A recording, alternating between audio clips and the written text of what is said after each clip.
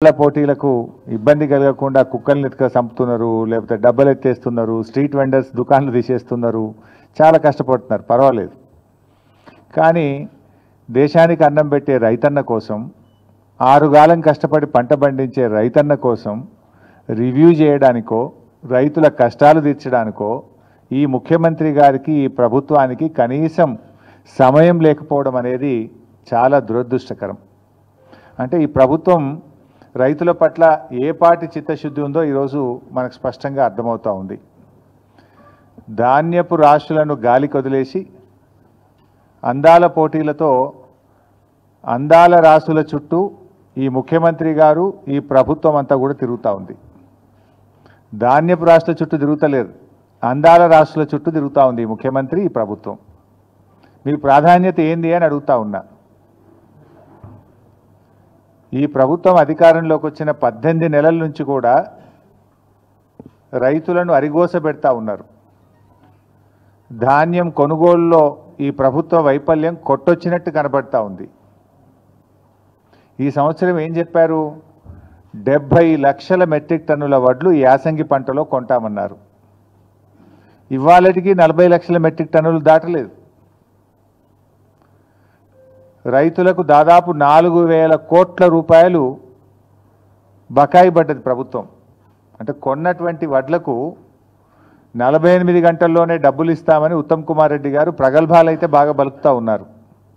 48 గంటలు కాదు కదా, 10 రోజులైనా కూడా ప్రభుత్వం కొన్న ధాన్యానికి రైతులకు డబ్బులు పడడం లేదు. బోనస్ అయితే దిక్కే లేదు. యాసంగి పంటలో 512 కోట్ల రూపాయలు ప్రభుత్వం బోనస్ కింద రైతులకు చెల్లించాల్సి ఉంది.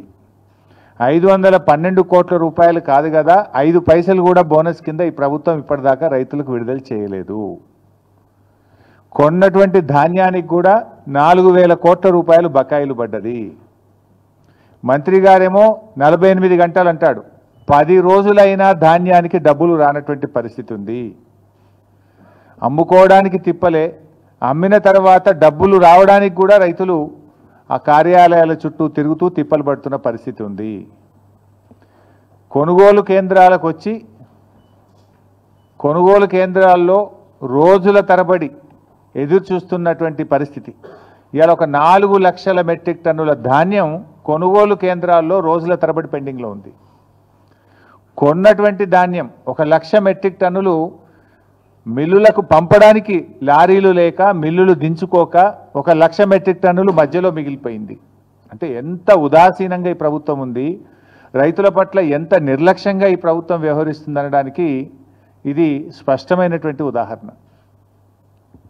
అంటే పెట్టుబడి సాయం అందించడంలో జాప్యం. మీకు తెలుసు, వానకాలం రైతు బంధు అయితే గొట్టిండ్రు, యాసంగి రైతు బంధు ఇవాళటికి 3 ఎకరాలకు కూడా వేయలేదు. ఇవాళ గౌరవనీయులైన ఉప ముఖ్యమంత్రి గారు చాలా గొప్పగా చెప్పేసిండు. ఏమంటుండు? మేము పెట్టుబడి సాయం కోసం బడ్జెట్లో 18,000 కోట్లు పెట్టినాం, ఏడాదంతా ఇస్తాం, మెల్లగా ఇస్తాం, ఏడాదంతా ఇస్తారట. ఎప్పుడు పెట్టుబడి సాయం అంటే ఎప్పుడు ఇవ్వాలి? పంటకు పెట్టుబడి సహాయం, విత్తనాలు కొనుక్కోవడానికో నాట్లు పడడానికంటే ముందు ఇవ్వాలి. కోతలైపోయినా యాసంగి పెట్టుబడి సాయం ఇవ్వలేదు ఉప ముఖ్యమంత్రి గారు. ఇలా ఖమ్మంలో చెప్తున్నాడు ఆయన గారు, మెల్లగా ఇస్తారట. మీరు కాంగ్రెస్ పార్టీ మేనిఫెస్టోలో ఏం పెట్టారు? కేసీఆర్ 10,000 ఇచ్చిండు, మేము 15,000 ఇస్తాం. ఆ 15,000 కూడా పంట సీజన్ ప్రారంభం కాకముందే రైతుల ఖాతాల్లో వేస్తామన్నాడు. ఇప్పుడు పంట సీజన్ ప్రారంభం కాదు, పంట సీజన్ అయిపోయింది, అయినా కూడా ఇంకా ఖాతాల్లో డబ్బులు పడలే. ఓడదాటదాకా ఓడమల్లప్ప, ఓడదాటినాక బోడమల్లప్ప. ఇది ఇంకా అసెంబ్లీ బడ్జెట్ స్పీచ్లో చెప్పింది ఈ డైలాగ్ బట్టి విక్రమార్క గారు. ఇది నీకే వర్తిస్తుంది విక్రమార్క గారు. మొన్నటి బడ్జెట్ సమావేశాల్లో, బడ్జెట్ స్పీచ్లో ఈ కథ చెప్పిండు. ఓడదాటినాక ఓడమల్లప్ప అంటే బోడదాటినాక బోడమల్లప్ప అని, ఓడదాటినాక బోడమల్లప్ప అని కథ చెప్పిండు. ఇది ఎవరికి వర్తిస్తుంది? బట్టి గారు, నీకే వర్తిస్తుంది. నీ మేనిఫెస్టో తీసి చూసుకో. పంట పెట్టుబడి సాయం రైతులకు అందించడంలో జాప్యం, కొనుగోలు కేంద్రాల్లో ధాన్యం కొనుగోలు చేయడంలో జాప్యం, కొన్న ధాన్యాన్ని మిల్లులకు తరలించడంలో జాప్యం, గన్నీ బ్యాగులను సమకూర్చడంలో జాప్యం, రైతులకు సకాలంలో 48 గంటల్లో డబ్బులు వేస్తామని చెప్పి చెల్లించడంలో జాప్యం, ధాన్యాన్ని లారీలు ఎక్కించడానికి హమాలీలు లేరు. హమాలీలను సమకూర్చడంలో వైఫల్యం. కొనుగోలు కేంద్రాల్లో కనీస సౌకర్యాలు, త్రాగునీరు కానీ వడదెబ్బ తగలకుండా నీడను కలిగించడంలో ప్రభుత్వ వైఫల్యం. గన్నీ బ్యాగులు సకాలంలో సమకూర్చడంలో వైఫల్యం. గొప్పగా చెప్పిన బోనస్ను అందించడంలో ఘోర వైఫల్యం. అంటే మొత్తంగా కూడా అంతా బోగస్. ముఖ్యమంత్రి గారు పోయిన అసెంబ్లీ సమావేశాల్లో మాట్లాడుతూ మా ప్రభుత్వంలో తరుగే తీయడం లేదు, అసలు తరుగు ప్రశ్నే లేదు మా ప్రభుత్వంలో అని చాలా గొప్పగా అసెంబ్లీలో భారీ డైలాగులు కొట్టిండ్రు. ములుగు జిల్లా గోవిందరావుపేట మండలంలో ఒక జట్టి రాజు అనే ఒక రైతు 10 కిలోల తరుగు తీస్తున్నారని ఆత్మహత్యా యత్నం చేసుకున్నాడు. క్వింటాల్కు 10 కిలోల తరుగు తీస్తున్నారు. రేవంత్ రెడ్డి చెప్తాడు అసలు తరిగే తీస్తలేరు మా ప్రభుత్వంలోనే అసెంబ్లీలో చెప్తాడు. ములుగు జిల్లా సీతక్క గారి నియోజకవర్గం గోవిందరావుపేట మండల కేంద్రం, అదే గ్రామంలో జట్టి రాజు అనే రైతు 10 కిలోల తరుగు తీస్తుంటే పురుగుల మందు దాగి ఆత్మహత్య చేసుకునే ప్రయత్నం చేసిండ్రు. ఇవాళ రాష్ట్ర వ్యాప్తంగా కూడా మీరు చూస్తే ఇవాళ రాష్ట్ర వ్యాప్తంగా చూస్తే తాలు తరుగు పేరుతో రైతులకు అన్యాయం జరుగుతుందని చెప్పి ఇలా అనేక చోట్ల ధర్నాలు జరుగుతూ ఉన్నాయి. సకాలంలో వడ్లు కొనడం లేదు, మొలకెత్తుతున్నాయి. మొన్న నా నియోజకవర్గం ఇరుకోడు గ్రామంలో నేను వెళ్తే వడ్లు వర్షం పడి ప్రభుత్వం కొనకపోవడం వల్ల మొత్తం మొలకలెత్తినాయి. మొలకలెత్తి రైతులు అసలు 600-700 క్వింటాలకు ప్రైవేట్ వాళ్ళకి అమ్ముకుంటున్న పరిస్థితి. అంత దారుణమైన పరిస్థితి క్షేత్రస్థాయిలో ఉంది. ఇవాళ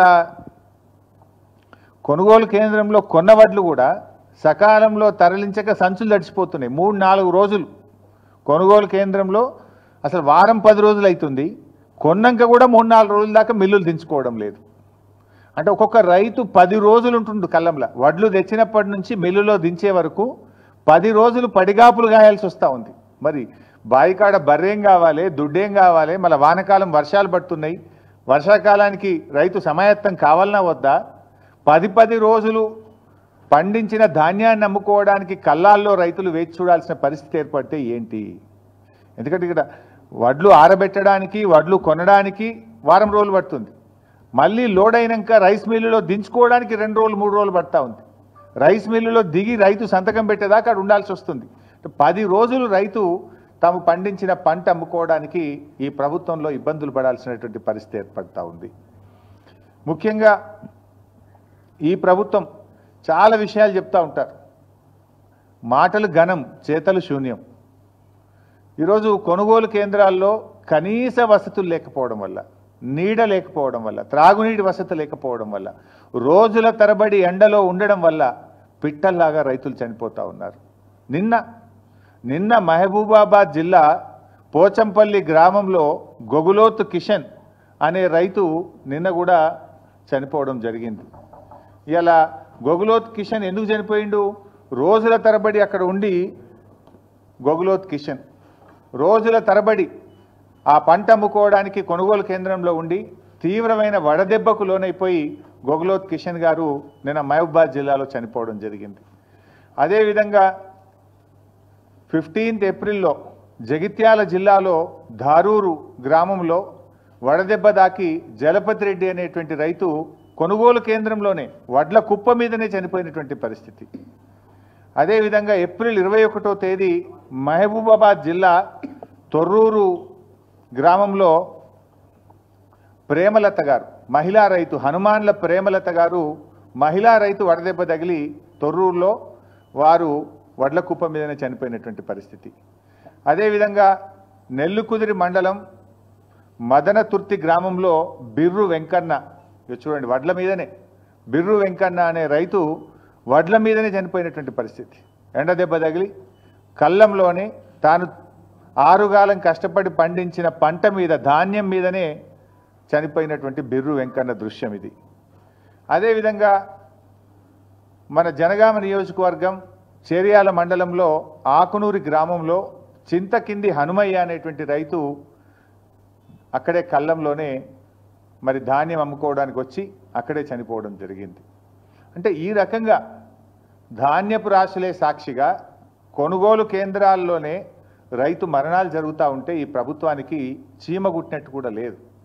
ఈ మరణాలు సహజ మరణాలు కావు, ఇవి రేవంత్ రెడ్డి ప్రభుత్వం యొక్క నిర్లక్ష్యం వల్ల జరిగినటువంటి మరణాలు. ఈ మరణాలకు రాష్ట్ర ప్రభుత్వమే బాధ్యత వహించాలి. ఈ రైతులకు ఒక్కొక్కరికి 25 లక్షల ఎక్స్గ్రేషియా ఇచ్చి ఆ కుటుంబాలను ఆదుకోవాలని చెప్పి నేను ప్రభుత్వాన్ని డిమాండ్ చేస్తూ ఉన్నా. ఎందుకంటే ఇవి సహజ మరణాలు కావు, ఒక రకంగా చెప్పాలంటే ఇవి ప్రభుత్వ హత్యలు, ప్రభుత్వ నిర్లక్ష్యం వల్ల జరిగినటువంటి మరణాలు. గతంలో బీఆర్ఎస్ ప్రభుత్వం మీద దుమ్మెత్తి పోసినటువంటి కాంగ్రెస్ నాయకులు ఇవాళ ఎందుకో కల్లాల కాడికి పోతలేరు. ఆనాడు బీఆర్ఎస్ ప్రభుత్వంలో అన్నీ చక్కగా జరుగుతుంటే కూడా మా మీద బురద జల్లాలని కల్లాల్లోకి వెళ్ళి నానా యాగి చేసినారు. ఇవాళ ముఖ్యమంత్రి పట్టించుకోడు, మంత్రులు కల్లాల కాడికి పోరు, ఎక్కడ రివ్యూ చేయడానికి వీళ్ళకి టైమే దొరకలేదు. రైతులంటే వీళ్ళకి ప్రేమే లేదు ఈ ప్రభుత్వానికి. అంటే రైతుల పట్ల కాంగ్రెస్ ప్రభుత్వం చూపుతున్నటువంటి నిర్లక్ష్యం ఇవాళ వారి ప్రాణాల మీదకి వచ్చినటువంటి పరిస్థితి. ప్రభుత్వం అసలు రివ్యూ లేకుండా మొద్దు నిద్రపోతున్నటువంటి పరిస్థితి. ముఖ్యంగా ఇవాళ ఈ ప్రభుత్వం ఏ విషయంలో మీరు రైతుల విషయంలో గమనిస్తే వానకాలం ముఖ్యమంత్రి ఏమో ఈజ్ బిజీ విత్ అందాల పోటీల రివ్యూలు. ఎక్కడ పెట్టారు ఆ రివ్యూ కూడా? పోలీస్ కమాండ్ అండ్ కంట్రోల్ రూమ్లో. ఆ పోలీసు వాళ్ళని కూడా పనిచేసుకొనియకుండా సెక్రటరేట్ ఓడిన గారు అయితే జూబ్లీ హిల్స్ ప్యాలెస్, లేకపోతే పోలీస్ కమాండ్ కంట్రోల్ రూమ్. నెల రోజులకు ఒక్కసారి కూడా సెక్రటరేట్ ముఖం చూస్తలేడు.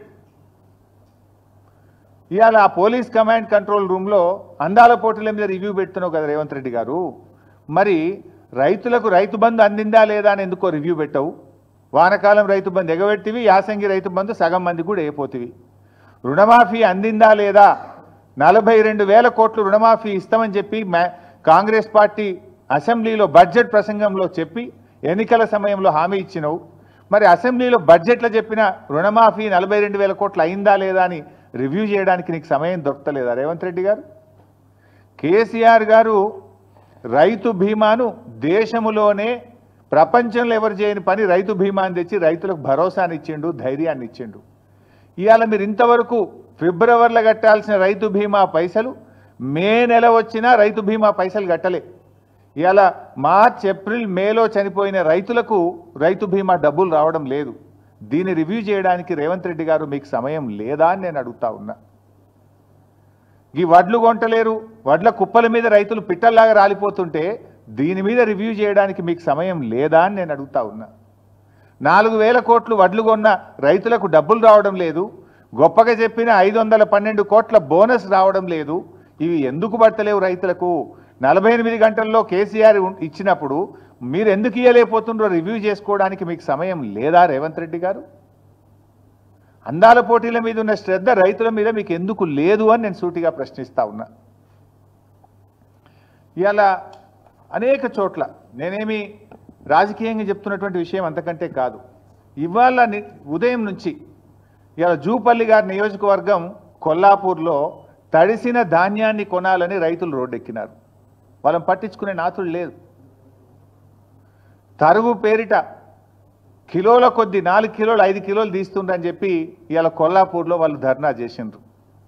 నాగర్ కర్నూలు జిల్లా పెంటపల్లి మండలం జటప్రోలులో ఇవాళ తడిసిన ధాన్యాన్ని కొనండి, మొలకలెత్తుతున్నాయి అని చెప్పి రోడ్డెక్కి రైతులు ధర్నా చేసిండ్రు.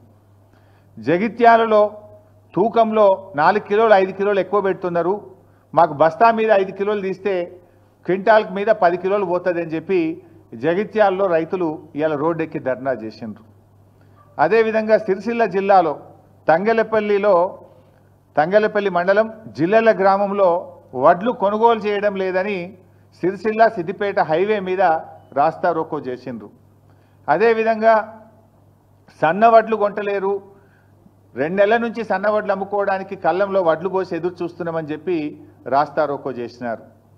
వనపర్తి జిల్లాలో రాత్రి భారీ వర్షం పడి సంచులన్నీ తడిసిపోయినాయి, మక్కలు తడిసిపోయినాయి, కొంటలేరు అని చెప్పి మరి వనపర్తి మార్కెట్ యార్డ్ బయట రైతులు ఇవాళ ఆందోళనకు దిగినటువంటి పరిస్థితి. మా ఈశ్వరన్న గారు నియోజకవర్గం ధర్మపురిలో రాయపట్నంలో కూడా అక్కడ వడ్లు కొనడం లేదని చెప్పి ధర్నా చేసి కంప్లైంట్ ఇస్తే అక్కడ సీఈఓ ప్రభాకర్కు నోటీసులు జారీ అయినటువంటి పరిస్థితి. అదేవిధంగా ఖానాపూర్, ఆదిలాబాద్ జిల్లా ఖానాపూర్ మండలం ఏర్వచింతల గ్రామంలో 4 కిలోలు 5 కిలోలు ఎక్కువ జోకుతున్నారు, రైతులకు తరుగు పేరు మీద తాలు పేరు మీద తీస్తున్నారని చెప్పి పిఏసిఎస్ నిర్వాహకులను రూమ్లో వేసి తాళాలు వేసింది ఇవాళ. అంటే రాష్ట్రంలో ఈ జిల్లా ఆ జిల్లా కాదు, రాష్ట్రం అంతా కూడా ఈ సమస్య ఉంటే ప్రభుత్వం ఎందుకు మొద్దు నిద్రపోతా ఉంది? ఏదో అంటే చూడు, రోమ్ తగలబెడుతుంటే ఫీడేలు వాయించుకున్న నీరో చక్రవర్తి లాగా రైతులు చనిపోతుంటే, రైతులు ఆత్మహత్య చేసుకుంటే, రైతులు రోజుల తరబడి పడిగాపులు కాస్తుంటే, రైతులు ఎండకు ఎండి వానకు తడిచిపోతుంటే మన ముఖ్యమంత్రి రేవంత్ రెడ్డి గారు ఏదో జూబ్లీ హిల్స్ ప్యాలెస్ చక్రవర్తి గారు మాత్రం అందాల పోటీల రివ్యూలు ఢిల్లీ ట్రిప్పుల్లో బిజీగా ఉన్నారు. ఇదా రైతుల పట్ల మీకు ప్రేమ? మీకు ఓట్లేసి మిమ్మల్ని అధికారంలోకి తెచ్చి మిమ్మల్ని నమ్మి నువ్వు ఒకటేనాడు 2 లక్షల పైన రుణమాఫీ చేస్తా అని, 15,000 రైతు బంధు ఇస్తా అని, అన్ని పంటలకు బోనస్ ఇస్తా అని, పంటల బీమా తెస్తా అని ఒక్కటన్నా వరంగల్ డిక్లరేషన్లోని ఒక్కటన్నా నువ్వు అమలు చేసినవా రేవంత్ రెడ్డి అని నేను అడుగుతా ఉన్నా. రాహుల్ గాంధీ ఆయనే వచ్చి ఆ డిక్లరేషన్ను వరంగల్లో విడుదల చేసిండు. ఆయన అడగడు, ఈయన అమలు చేయడు. రాహుల్ గాంధీ కూడా బాధ్యత ఉంటుంది కదా, అడగాల్సిన బాధ్యత నీ చేతిలో. రాహుల్ గాంధీ క్రెడిబిలిటీ ఏముంటుంది రేపు? రాహుల్ గాంధీ రేపు వచ్చి ఉపన్యాసం చెప్తాడు, వింటాడా? ఏమని నమ్మాలి? ఏమని చెప్తావు? వరంగల్ ఇచ్చిన హామీ ఒక్కటి అమలు చేయలే అని రాహుల్ గాంధీ ముందుకు క్షమాపణ చెప్పాలి. ఏడాది అయింది, ఇంకెంతకాలం మోసం చేస్తారు? ఇచ్చిన హామీలు అమలు చేయమంటే రేవంత్ రెడ్డి గారు నన్ను ఢిల్లీకి పోతే చెప్పులు ఎత్తుకుపోయడం లెక్క చూస్తురు, నాకు అప్పు పుడతలేదు అని రేవంత్ రెడ్డి గారు మాట్లాడతారు. ఇవాళ పరిస్థితి ఏంటంటే ఆఖరికి పాకిస్తాన్ను నమ్మి అప్పిస్తున్నారు తప్ప రేవంత్ రెడ్డిని నమ్మి ఎవడు అప్పిస్తలేడు. నిన్న కూడా ఏదో పేపర్లు చూస్తే పాకిస్తాన్కి అప్పించినట్టు కనబడ్డది. అంటే నీ పరిస్థితి అట్లా తయారైపోయింది. ఏంది అసలు నీకు పాలన చేతగాక, నీ ప్రజెంటేషన్ సరిగా లేక, నువ్వు ప్రతిపక్షం మీద బురద జల్లబోయి నువ్వు తీసుకున్న గోతులే నువ్వే పడ్డావు. ఇప్పుడు ప్రభుత్వాన్ని నడపడం అంటే ప్రతిపక్షాల మీద దుమ్మెత్తి పోసినంత సులువు కాదు రేవంత్ రెడ్డి గారు. ఇప్పటికైనా పాలన మీద దృష్టి పెట్టు, రైతుల కష్టాలు తీర్చాలని చెప్పి నేను రేవంత్ రెడ్డి గారిని కోరుతా ఉన్నా. తక్షణమే ముఖ్యమంత్రి గారు రివ్యూ చేసి ధాన్యం కొనుగోళ్లను వేగవంతం చేయండి. నిన్న వర్షం పడ్డది, ఇవాళ రేపు కూడా వర్షాలు ఉన్నాయని వాతావరణ శాఖ చెప్తా ఉన్నారు. తడిసిన ధాన్యాన్ని కూడా రైతులకు ఇబ్బంది కలగకుండా అధికారులందరినీ కూడా తహసీల్దార్లను, ఆర్డీఓను, డిఎం సివిల్ సప్లైను, జాయింట్ కలెక్టర్లను క్షేత్రస్థాయిలో పంపించి మంత్రులు కూడా క్షేత్రస్థాయిలో వెళ్ళి తడిసిన ధాన్యాన్ని వెంటనే కొనుగోలు చేసి రైతులకు నష్టం జరగకుండా చూడండి. అసెంబ్లీలో ఉపన్యాసాలు ఇచ్చుడు కాదు, తరుగు తాలు పేరు మీద 5 కిలోల నుంచి 10 కిలోల వరకు రైతుల దగ్గర క్వింటాల్కు కట్ చేస్తూ ఉన్నారు కనుక దాన్ని రివ్యూ చేసి తాలు తరుగు లేకుండా కొనుగోలు జరిగే విధంగా రేవంత్ రెడ్డి గారు చర్యలు తీసుకోవాలని చెప్పి మేము డిమాండ్ చేస్తూ ఉన్నాం. ఒకవేళ ప్రభుత్వం స్పందించకపోతే బీఆర్ఎస్ పార్టీ పక్షాన పెద్ద ఎత్తున కార్యాచరణ సిద్ధం చేసుకొని బీఆర్ఎస్ పార్టీ రైతుల పక్షాన పోరాటం చేస్తుందని చెప్పి కూడా ఈ ప్రభుత్వాన్ని హెచ్చరిస్తూ ఉన్నాం. Thank you.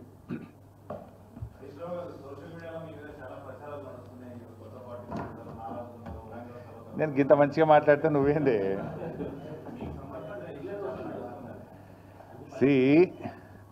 సోషల్ మీడియాలో వచ్చిన వార్తల మీద ట్విట్టర్లో నేను అదే రోజు ఖండించిన. 1, 2 చివరికి మా నాయకులు దాసోజు శ్రవణ్ గారు, ఎర్రోల శ్రీనివాస్ గారికి చెప్పి పోలీస్ స్టేషన్లో కంప్లైంట్ కూడా ఇచ్చి ఆ కంప్లైంట్ను కూడా నా ట్విట్టర్లో పోస్ట్ చేసి ఇటువంటి ఫేక్ ప్రచారం నమ్మొద్దని, తక్షణమే డీజీపీ గారు వీళ్ళ మీద చర్యలు తీసుకోవాలని చెప్పి కూడా నేను రాష్ట్ర డీజీపీ గారిని కోరిన విషయం కూడా మీ అందరికీ తెలిసిందే కదా. ఏం రగ్గారు?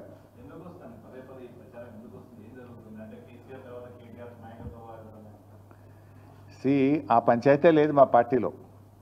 నేను చాలాసార్లు కూడా చెప్పాను, మీరందరూ కూడా చూసింటారు. ఒక్కసారి కాదు, కొన్ని 100ల సార్లు చెప్పి ఉంటాను.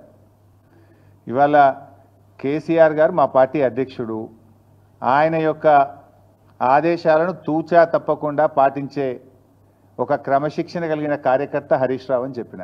ఇది బహుశా 100ల సభల్లో చెప్పిన, టీవీ డిస్కషన్స్లో చెప్పిన, ప్రెస్ మీట్లలో చెప్పిన, చిట్ చాట్లో చెప్పిన, అనేక సందర్భాల్లో కూడా చెప్పిన. సో మీరు అన్నట్టు కేటీఆర్ గారికి నాయకత్వం అప్పచెప్తే స్వాగతిస్తాను, డెఫినెట్గా ఐ కోఆపరేట్. ఒక కార్యకర్తగా హరీష్ రావు పార్టీ నిర్ణయాన్ని, కేసీఆర్ నిర్ణయాన్ని ఎప్పుడైనా శిరసా వహిస్తాడు తప్ప గీత దాటే వ్యక్తి కాదు. ఇది నా 25 ఏళ్ల రాజకీయ ప్రస్థానం చూపిస్తుంది. 25 ఏళ్ళ నుంచి నేను బీఆర్ఎస్ పార్టీలో ఉన్నాను. పార్టీ జెండా పుట్టుక నుంచి ఈ రోజు వరకు కేసీఆర్ గారి అడుగుజాడల్లో వారి సూచనలకు అనుగుణంగా పనిచేసేటువంటి ఒక కార్యకర్తగా హరీష్ రావు పనిచేసిండు, రేపు కూడా చేస్తాడు. Thank you.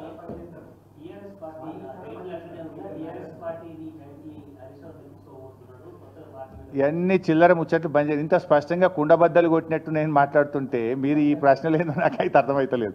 ఇంత కుండబద్దలు కొట్టినట్టు 100 సార్లు చెప్పినా మళ్ళీ ఈరోజు కూడా చెప్పినా కదా. My leader is KCR. What ever KCR says Harish Rao will follow it. That's all.